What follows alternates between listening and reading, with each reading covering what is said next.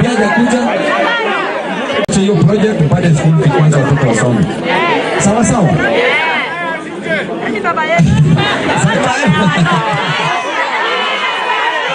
Nauliza mambo imekuwa hii mambo ya nini?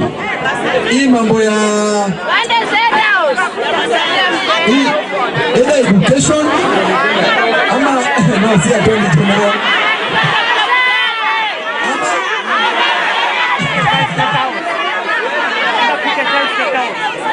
ama wete state house. So ama foreign affairs ndio. So mtu apewe kazi anaweza pa. Lakini sasa kama wewe unapoweka tu watu, hiyo ni kucheza na maisha ya watu jamani.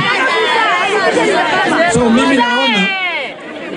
mimi naona hii nchi seriousness ndio iko. So rais kama yeye mwenyewe alikuwa anapigania hii kiti sana, akisema ya kwamba yeye atasaidia mahasla, lakini sasa mahasla kuna shida.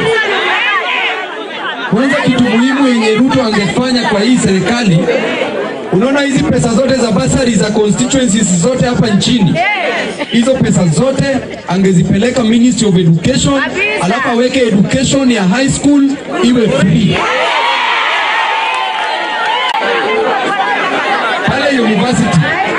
Pale university ameweka education iko juu sana.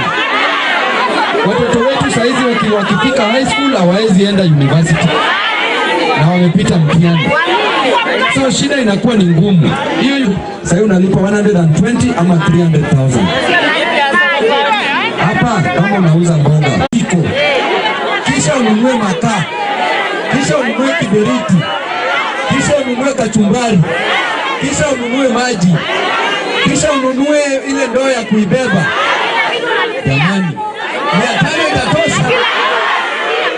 Sasa hiyo ni kazi gani Ruto anatufanyia?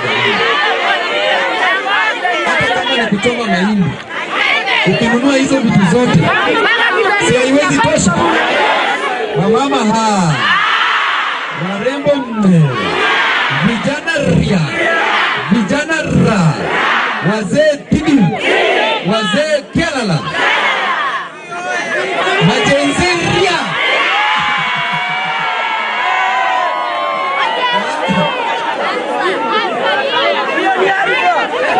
Majenzi hizi mko sawa sana. Mfanya kazi kwa sawa. Naona wengine wanasema pia kwa majenzi kwa roho. Mambo iko sawa. So mimi nawashukuru. Kama kawaida, mimi kazi yangu ni kuwafanyia kazi. Mimi ndio wadozi wangu. Mimi sina mdozi yeyote tena. Mimi ndio wadozi wangu. Sio ni sawa? Mimi nitawafuata popote nitapoenda. Mimi nitaenda na nyinyi. Na mimi popote nitaenda, mimi nitaenda na mimi. Kwa sababu hii ndio nyumba yangu. Anasema babu the sixth. Lakini Ruto nikienda na election nitamnyorosha sijui. Wakati wanaamini tutashinda Ruto. Sawa kabisa. Ruto tukienda na yeye. Asubuhi mapema.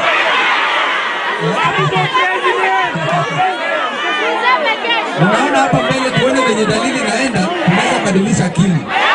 Ukiona kule Senegal, si vijana ndio walichukua. Na imagine walikuwa kwa jela, wakatolewa jela 10 days kutoka jela, hata mpaka wale hawajawahi lipa agent na wameingia State House. Sawa? Ona pale Madagascar. Si vijana ndio walichukua. Ona saizi hapa Burkina Faso. Vijana 32 years.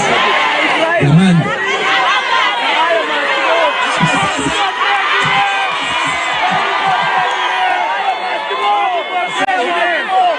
Hii kitu tunaweza kufanya nchi ni rahisi sana. Ni kuweka tu wale ambao wanaweza fanya kazi katika kila county. Unahakikisha unajenga industry. Unatengeneza industry ambayo inaweza kupatia watu kazi. Si hiyo itakuwa sawa? Pale nyumbani ukulima unaweka inakuwa juu. Unapenda fertilizer ile real, sio ile. Hawa mama wetu kama ni hapa town unahakikisha wanapewa pesa ya kufanya biashara. Sio itakuwa ni sawa? Vijana wetu wanapewa loans kufanya biashara. Ni rahisi sana kumanage nchi. Sawa sawa. Huyu akaunti naye huyu na tabata kuna haja kuongea juu yake. Huyo ni mrembo. Yeye urembo tu ndio anaona akiwa mrembo mambo iko sawa. Sasa jamani, hata wamama jamani na compete na nyinyi kwa urembo. So, wacheni nianze hii kazi, msikae sana ili muende kazi zingine. Watu wa constituency office wanawatambua. Tuko na chairlady hapa night meza. Chairlady wa constituency yako hapa. Tuko na Bibi Kibogo, pia ni chairlady anatusimamia pale kwa constituency office. Tuko na Sir Charles amesimamia Uwezo Fund, narudi kupeana Uwezo Fund hapa nikimaliza bursaries kupeana forms katika constituency yote. Nitarudi hapa nipeane checks za Uwezo Fund. Sio itakuwa ni sawa? Mambo itakuwa ni sawa, watu wafanye mabiashara. Sawa sawa? So nimetambua ofisi nzima wenye wako hapa na watambua. Tuko na Ken hapa tunakutambua. Watu wa bodaboda ambao wako hapa wote tunawatambua. Mtu yeyote mwenye wako hapa ninawatambua. Sasa hivi ndo nataka tupange hii kazi ili tuwe kwa utaratibu. Sawa sawa? Kitu ya kwanza ninawaona venye mpo. Mimi nataka ni organize hii kazi bila mtu kutoka kwa line yake kuingia kwa nyingine. Ya pili na kuomba tu kwa unyenyekevu. Kuna shida yenye ilinipata last time yenye mtu mmoja anachukua form, ameweka mtoto amechukua, ameweka bwana amechukua mabibi. So mtoto mmoja amepata checks 3 na mwingine inabidi anangoja, inakuwa ni shida. So mimi nawaomba tu kwa unyenyekevu. Ukipata tu ile, tuendelee tu hivyo tu. Tusaidiane tu tukiendelea. Sawa sawa? So kama wewe ni mwanafunzi uko hapa na mzazi yako hapa, na kuomba tu hakuna haja mpate nyinyi wote. Najua unaweza taka sana, ninajua ni kwa sababu ya kukosa. Lakini shida itatuletea shida kama last time ya kwamba wengine wanapata sahi, wengine watarudi wapate wakati mwingine, na hiyo ni shida nyingine inaleta shida kubwa. Sawa sawa? But at least nilirudi nikapeana checks. Sio ni sawa?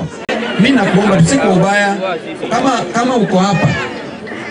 Kama uko hapa na utapata hiyo form, ipate tu hapa, usitoke. But usijoin huko atunapata. Alafu cheki ikipeanwa, wacha utakuja tu hapa ndio utaipata. Unaelewana? Kuna mama mwingine alituletea shida last time. Namuona form amepata hapa. Nikaenda Tasia akapata. Nikaenda Utawala.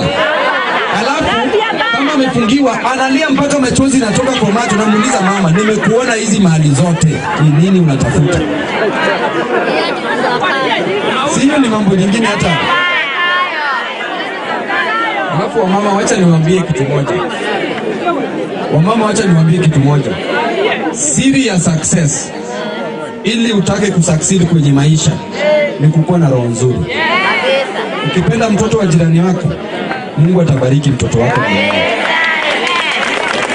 Lakini ukiwa ati ni wewe tu, saa hizo utapata wewe tu, lakini mbeleni mambo inaweza fanyika yenye sasa unasema ni nini nifanyikanga, kumbe ni wewe ndio ulijiletea shida. Kwa hivyo siri ya success ni kupenda jirani yako, kupenda mtoto wako na mwingine. Sasa zile unampenda hivyo, Mungu anabariki wako. Ukipenda tu wako na upendi wa jirani, uko kwa shida kubwa. Saa zingine unaweza pata mtoto ana fail tu kwa darasa, hujui ni nini. Shida ulitoanga, kumbe shida ni wewe ndio ulijiletea. Sawa sawa. Kwa hivyo ukiona mtoto ana fail sana, anza maombi. Urekebishe zile shida zote zilikuwa hapo juu. Sawa sawa. So nataka nianze hii kazi. Wenye wako huko msirudi hivi, wenye wako huko msirudi hivi. Nataka ni clear na hapa mbele kwanza hivi, alafu ndio nianze kuitaita watu. Sitakuwa sawa? Yes. Kwa hivyo hao mbele nikishawapatia wale hapo hivyo, msisonge mbele. Unaelewana? Nataka hapa itabaki kiwanja. Nataka mnisikize kidogo. Nikimaliza na hao wenye wako hapa, hapa itabaki kiwanja, mkisimama tu huko nyuma, so that nikikuwa hapa sasa nasema hiyo line kuja, hiyo line kuja, hiyo line kuja, mpaka hivyo itakuwa haraka na kwa utaratibu, itakuwa vizuri. Tunaelewana vizuri? Ukikuja hapa usiweke mkono mbele hivi, kwa sababu ukiweka wote utakuwa na confusion mingi sana. Sio, ni sawa? Kutoka ni hapa. Hao ma security wetu ambao wako hapa nitaomba kwa unyenyekevu